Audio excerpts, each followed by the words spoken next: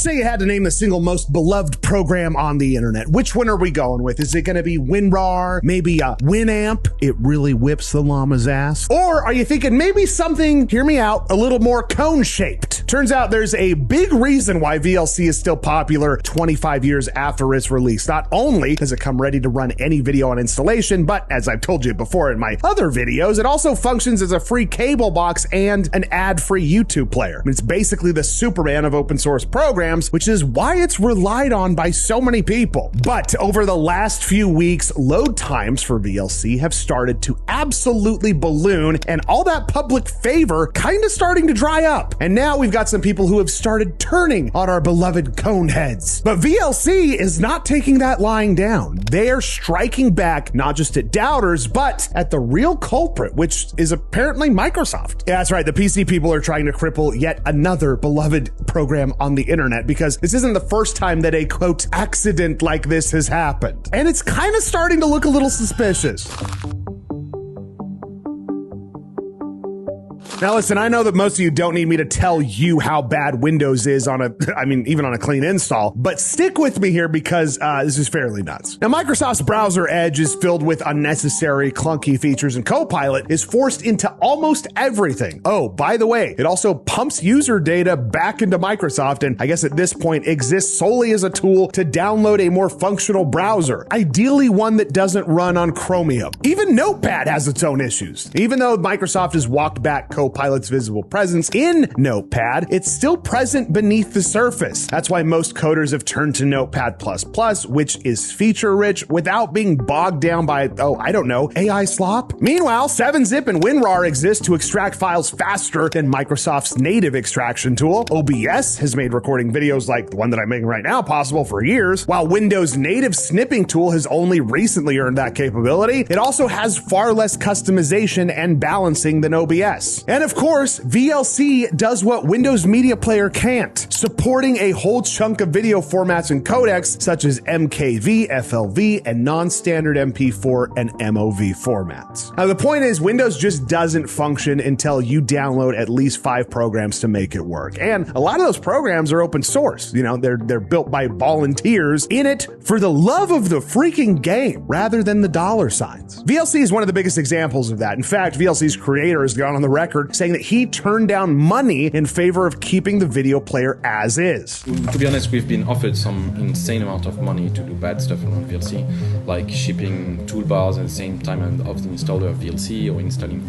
other software like Google Chrome and so on. Now, the flip side of his commitment, however, means that he's not running VLC for a living. Unlike WinRAR, which at least makes money from business licenses, VLC is a non-profit. Costs are covered by donations and in some case partners. It's maintained by volunteers, presumably with jobs elsewhere, which means they can't always be picking away at VLC or on top of updates that interfere with the program. Hang on to that, because that's going to become very important later in this video. And you know what, to be clear, I'm not saying that Microsoft needing a little help is wrong. I mean, pick any one Linux distro, don't hate me, but it probably needs a little love and some customization too. That's just how things work out of the box. It's normal to need to tweak your system to fit your needs. The real problem here is how Microsoft seems to sabotage those tweaks. That's where we should probably draw the line.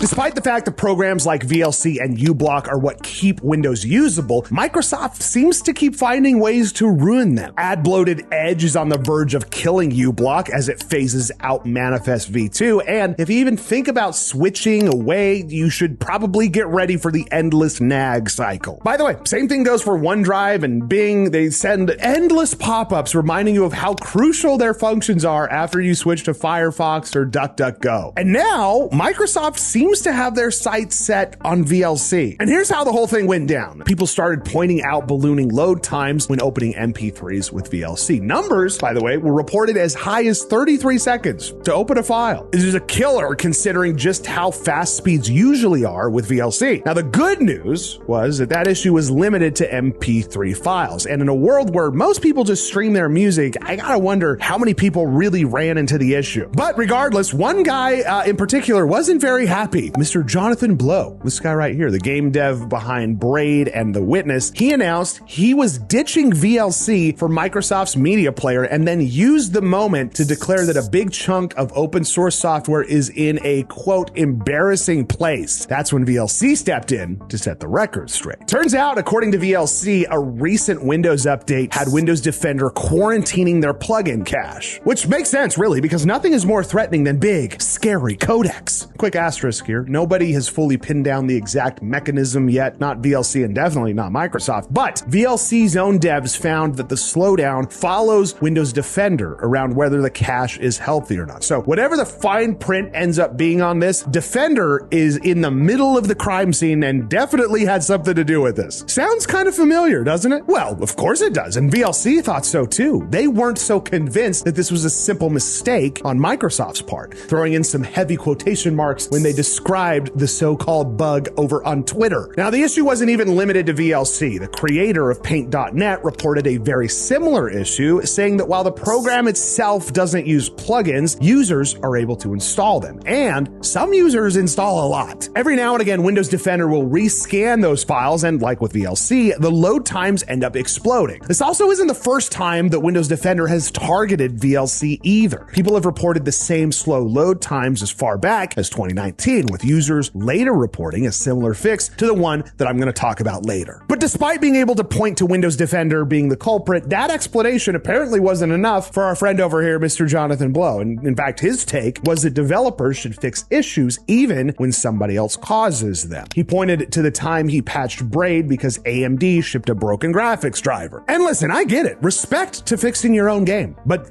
also, quick question, isn't Braid a paid product with one guy who profits when it works? VLC is a nonprofit run by volunteers getting kneecapped by an antivirus that they don't control, baked into an operating system they don't control. I'm not quite sure those are the same job. Blow also questioned why VLC was so reliant on the cache in the first place. Well, I think there's probably a simple answer to that. VLC is a collection of various different codecs and plugins. It's not hard-coded into the system. And rather than having to search for every individual codec every time, it instead pulls from the cache, which is way more efficient than having to search for individual files. Regardless though, Mr. Jonathan seemed more than happy with his new alternative, Windows Media Player. And if you're not seeing the irony here, let's go ahead and break it down. Modern Windows Media Player takes way longer to load files and uses more RAM in the process. Idle tests have Windows sitting at somewhere around 377 megabytes. Now, comparatively, when I open VLC on this computer right here, I'm sitting at around 16 megabytes. Not to mention the fact that you have to pay for some codecs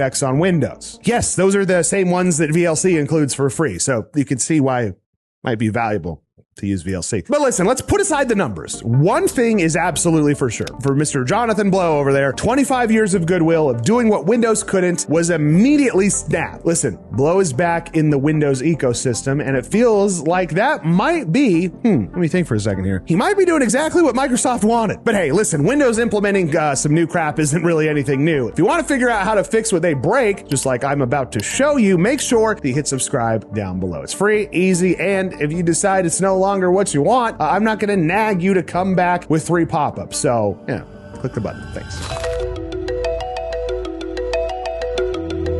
Now look, let's play devil's advocate here, because if anyone needs defenders, it's the multi-billion-dollar corporation, right? I'm just here to help. Anyway, this very well could just be a clumsy implementation of an update, which is crazy, I know. It's not like Microsoft has a history of problematic updates or anything, or even years of people on Microsoft's own forums reporting that updates bricked their systems. I mean, there definitely haven't been articles written to point out a history of disastrous updates all in the last decade or so. You know, updates that included blue screens of death, wiped files, and yeah, also bricked PCs. Oh, also, there totally isn't a case of Windows preventing its own systems from updating either. That didn't happen. Wait, hold on. Breaking news, all of that happened. And when you look at the broader picture, it's kind of a pattern as well, and it's one that includes Windows regularly shooting itself in the foot with its own updates. Now that pattern holds when you look at August in particular. Turns out VLC and Paint.net aren't the only ones getting screwed. Microsoft's official patch notes still claim they aren't aware of any known issues. Meanwhile, their own release help page quietly admits that they are, quote, investigating whether the update is crashing games. So the update is fine. It's also causing all types of problems. Both of those things exist. I don't know what's going on. Those problems include people having to re-enroll their Windows Hello pin on every reboot and tanking refresh rates. It also seems to have hit one game studio particularly hard. Embark Games is reporting issues with both the Finals and Arc Raiders. Both of those games are crashing frequently, and none of it seems to be linked to game updates themselves. Embark is pointing to a sudden lack of compatibility with certain drivers. It's technically fixable by going into the command prompt and deleting certain files, but that's not a habit to really get into. And if you've seen my recent videos, you know how I feel about fixes that inject commands. We just don't do that. The other option is rolling back that update itself, and that is still a risky game because you're losing the security update and potentially leaving your PC vulnerable, which is not a great situation across the board. But you know what? That's not the point. What I'm getting at here is why these issues make the VLC backlash even more frustrating. Because as far as I can see, no one is calling out Embark Games because their favorite shooter keeps crashing. It's just a bad update. Like I said, total shocker. But you know what? Here's the thing that I'd like you to remember. When you have a system monopoly, when you own the operating system, the antivirus, the browser, the competing apps, your accidents are kind of, at that point, indistinguishable from being strategy because you're really profiting either way. And the fact that at least one user jumped from a competitor back into Microsoft's ecosystem is a win for them. And I guarantee you, it's probably not just him. I mean, it's like they say, where there's one, there's many. And that's kind of where I have a problem. But look, even if you can't control what Windows decides to nerf, you can at least control the kind of hardware your system runs on. That's right, it's time for an ad for my company, Meta PCs. Meta PCs supports gamers and industry professionals with top-of-the-line, award-winning custom PCs. And unlike Microsoft, we pay attention to what each individual customer wants. Whether it's a custom-built workstation to handle heavy workloads or a pre-built PC like the Shade that ships the next business day, we make sure that we're supporting the kind of setup that you need. Now, our PCs are assembled in-house in our Phoenix shop and supported by customer service from real people that work directly with you. No chat bots